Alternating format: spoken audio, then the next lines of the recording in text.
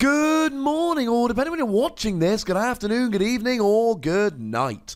My name is Ross, and as always told, out of Voice Radio. So today, we're going to be having a look at another really good Pokemon trading card, which is going to be coming out in Team Up, which is going to be our February set. Now, this got revealed a couple hours before Wailord, and it kind of got lost in the shuffle. It's a Ninetales deck, and it's really quite good. Or at least the ability is. So, if we have a very quick look at the basics then, it's a fire Pokemon. Fire Pokemon means weakness on grass Pokemon like Golisopod and metal Pokemon like Duskmane Necrozma, which is all nice and good. The retreat cost of 1 is low, but we've had free retreat Ninetales in the past, so it actually makes me a little bit sad. 100 HP is fairly low for a stage 1, but you're not really playing it for that anyway. No, ladies and gentlemen, it is the ability which makes us very happy when it comes to this particular Pokemon. The ability is what we are worried about. And it has been translated, shockingly enough, by the lovely David Hochmann. And it says that once during your turn, you may discard 2 fire energy from your hand and then switch your opponent's active with one of their bench. And just to be 100% clear, this is your choice, so we're talking Guzma rather than Repel. This, ladies and gentlemen, is a very nice ability indeed. It has some downsides. It's not the easiest one to use, but well, I mean, it's got to be good. It's a gusting effect. Anyway, ladies and gentlemen, we will get there. One of the things is that actually discarding 2 cards from your hand does not necessarily have to be a bad thing. So, and I know this is an expanded thing, but if you're in the expanded format, might I remind you of the card Blacksmith? It's a supporter card that attaches 2 fire energy from your discard pile to one of your fire Pokemon. And sure, there's other ways to get the energy into the discard like Scorched Earth and like Volcanion EX, but I would argue this is potentially a better way than either of them, because in a lot of circumstances, this is actually going to give you more of an advantage. It's pretty sweet. And if you're thinking, yeah, well, see, but that's only in the expanded format, well, what about Turtonator GX? Turtonator GX has a very nice GX attack. For 1 fire energy, you get to attach 5 fire energy from your discard pile to your Pokemon in play in any way that you like. And you might be thinking, come on, Wassy, that's a GX attack. Give us one more example of how you could use this. How about the Alolan Marowak from Burning Shadows, which for 0 energy, for each energy attached to your opponent's Pokemon, attach a fire energy from your discard pile to your Pokemon in any way you like. You basically get to match how many energy they've got on the field. So in this regard, this is really nice. It lets you get energy in a discard to potentially accelerate it. And I've just given you a bunch of examples. This is something that fire decks do quite a bit. So there's every possibility that we're actually going to see more of this happening with more fire Pokemon in the future. So the discarding energy, I mean, look, people are playing Volcanion Prism Star in water decks at the moment, and it's got this great thing whereby you use this, and then Aqua Patch, you've got energy in the discard ready and waiting. So let's be clear, the discard here, not necessarily a bad thing at all. Okay, so we're not worried about the discard, but what about the actual effect? Well, gusting effects are always good. Let's be clear about this. Gusting effects are always good. So if we have kind of a look, put in history through the Pokemon trading card game, right back in the base set, we had Gust of Wind. Gust of Wind was a phenomenal card that saw a huge amount of play and was just central to the base set era. You just got to bring your opponent's Pokemon into the active. Fast forward a little bit, yes, I'm skipping some I've kind of got to. In the SP era, Luxray pretty much transformed the format.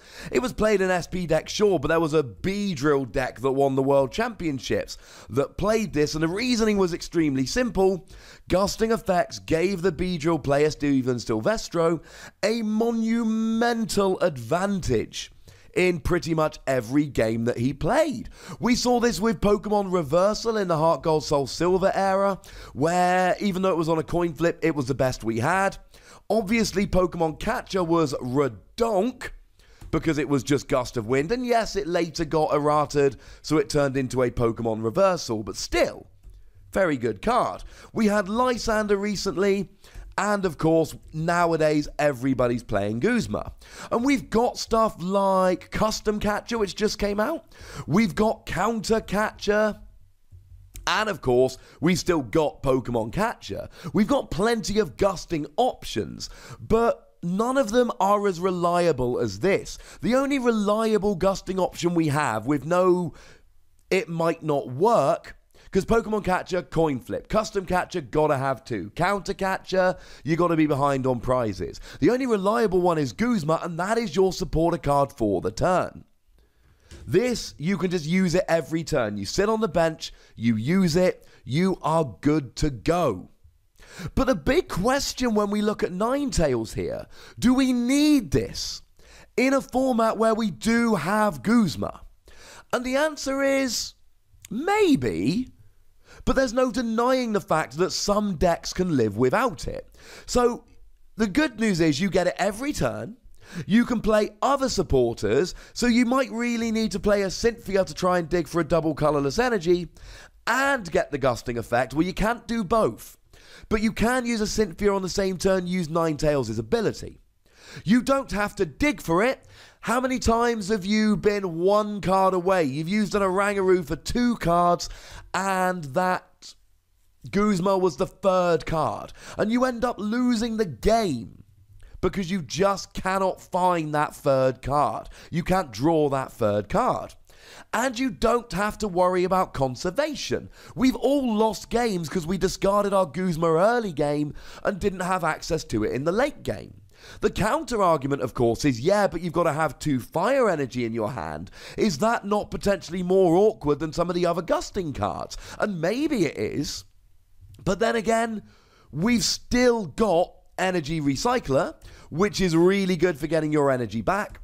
And let's not forget that we've got Fiery Flint, which is really good for searching out your energy. And this is a bit where I remind you that Alolan Muck won't turn off this ability, you're not a basic. Glaceon won't turn off this ability because you're not a GX, which means the only way to turn it off is Slacking, which nobody is playing. So this ability's safe. You are going to have access to this ability for the entire game as soon as you get it out. And as a side note, right, this is not the first Gusting Ninetales we've seen. Ninetales had Bright Look. Let's look at the promo artwork, because the promo artwork's beautiful. It's a good ability. Gusting effects are phenomenal, and getting energy in the discard for fire decks is often super useful. Whether you can always get 2 energy when you want it, I'm not 100% convinced. I mean, what's super annoying is we've lost Professor's Letter, unless you're in the expanded format. In the expanded format, this is just ridiculous. Use Professor's Letter, discard both the cards using Ninetales, get the Gusting effect, and then play Blacksmith. In the standard format, it's a little more awkward. You're not always going to have access to the energy. And yes, I know we do have Lady, and Lady will essentially give you enough energy to do this 2 turns in a row, but that is a supporter, which is a bit of a pain. As for the attack here, fire, double colorless, 90 damage, it's fine. Problem is, you're not even really hitting the numbers on anything. You don't get Golisopod, you don't get Duskmane Necrozma because they've got 190, you don't get much of anything. The good news is, if you had a Choice Band, you're up to 120, doubled with weaknesses 240, and then you'll get most things like Decidueye, but there's still some stage 2s like Metagross that have 250, that are weak to fire, and sure, you can use Shrine of Punishment, but at that stage, it's getting a little bit awkward. It's a decent attack, don't get me wrong, but it's too expensive and it's not particularly exciting. But it doesn't need to be. We're not playing this for the attack. We're playing it for the ability, and the ability, ladies and gentlemen, is just plain wonderful. Alrighty then. So, I'm going to be giving this between 3 and 4 Wassies. We don't give half Wassies, that would be barbaric. It's not a phenomenal every card kind of deck. However, it is a very useful tech that is going to be very good in a whole bunch of decks. And for that reason, I do feel comfortable going, you know what? This is pretty sweet. But ladies and gentlemen, I want to hear from you guys, so do let me know in the comment section what you think about this. Go nuts, but please do remember the rule. Be nice, would you? And then make sure you like this video, subscribe to this channel, follow me on Twitter at The Wassy, and Twitch for some live action at twitch.tv/PTCGRadio. If you want to support the channel, get some bonus podcasts and all of that, head on over to patreon.com/PTCGRadio, where you can do exactly that. And do make sure you're checking out youtube.com/WassyPlays for more Wassy action. But by far the most important thing, as always, is to look after yourselves until next time. Thank you very much for watching. My name's Ross, and you've been watching PTCG Radio.